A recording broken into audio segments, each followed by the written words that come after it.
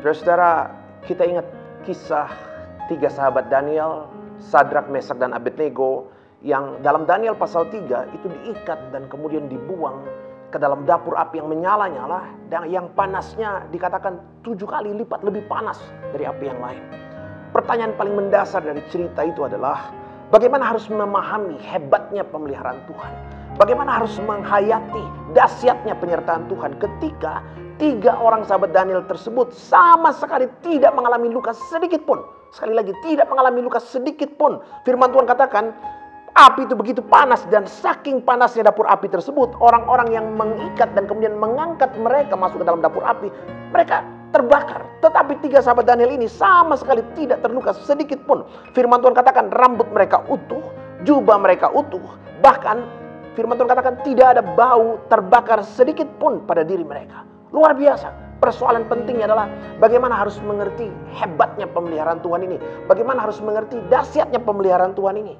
Saudara-saudara, menarik sekali kesaksian Raja Nebukadnezar dalam ayat 24 Daniel pasal 3. Firman Tuhan katakan seperti ini. Nebukadnezar terkejut dan bangun, kemudian berkata kepada para menterinya, bukankah katanya ada 3 orang yang kita ikat dan campakkan ke dalam api itu? Betul, jawab mereka. Benar, hanya ada 3 orang. Tetapi, apa kata Nebukadnezar?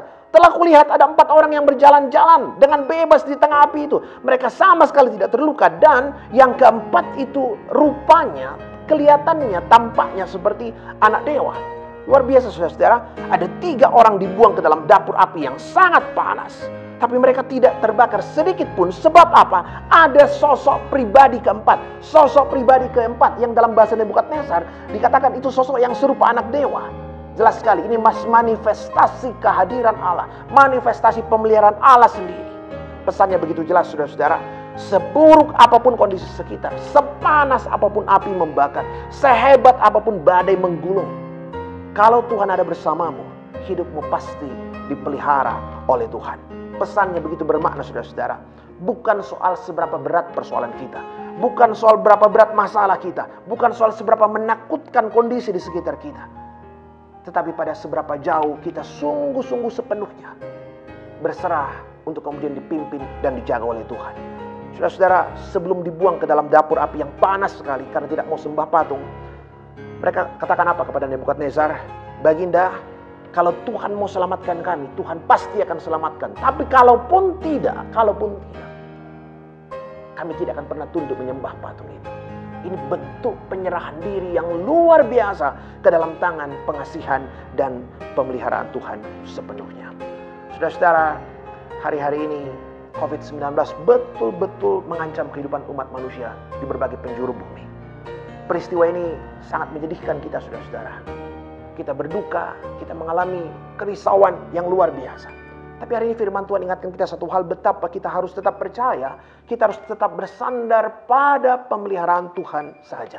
Kita sepenuhnya percaya bumi dan alam semesta ciptaan Tuhan ini ada dalam kendali Tuhan.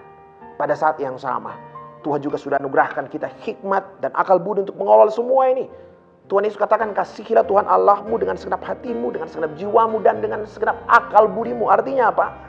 Akal budi pikiran kita itu hikmat dari Tuhan. Semua adalah anugerah Tuhan, pemberian Tuhan. Karena itu saudara-saudara, dengan terus berdoa kepada Tuhan, mari kita semua bekerja sama dengan semua pihak tanpa kecuali untuk memutus mata rantai penyebaran COVID-19 ini. Kita berdoa bagi pemerintah kita. Tuhan pulihkan bumi kita. Tuhan berkati bangsa-bangsa di muka bumi ini. Tuhan berkati para medis yang berada di garda terdepan untuk mengobati mereka, merawat mereka yang sakit. Dan kita percaya pada waktunya Tuhan pulihkan bumi kita. Tuhan berkati Indonesia, negeri anugerah Tuhan ini. Tuhan memberkati. Amin.